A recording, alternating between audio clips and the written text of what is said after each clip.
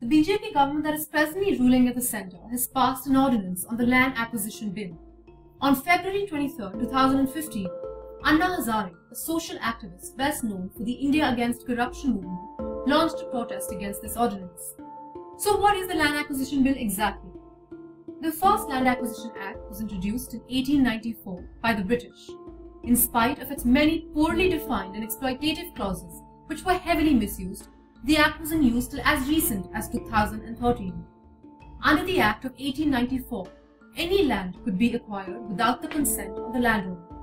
Although hearing was prescribed, the Act did not require the views of the affected people to be taken into account, leaving them completely powerless.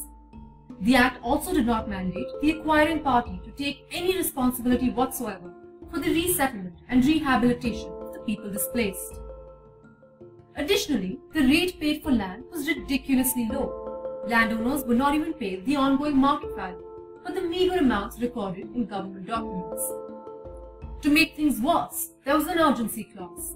On the pretext of urgency, not even the minimal procedures listed under the Act were required for acquisition. The clause did not define what constituted an urgent need, allowing for its blatant misuse. Repealed in 2013, what were the changes that were brought about in the new Act? Given the inaccuracy of government rates, this Act proposed to pay up to 4 times the market value in rural areas and twice the market value in urban areas. This Act also brought in resettlement and rehabilitation in a strong way.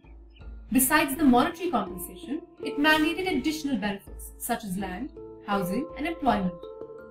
One of the biggest changes that this Act brought in was the consent clause.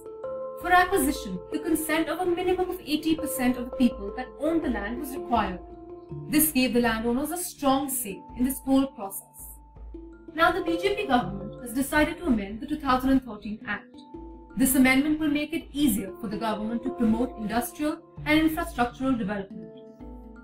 For 5 sectors, national security, defense, rural infrastructure, industrial corridors, and housing for the poor, the amendment allows land acquisition without any consent of the landowners. It facilitates easy acquisition for these sectors, taking away all power from the landowners. No questions can be raised even on the grounds of the social and ecological impacts of the acquisitions.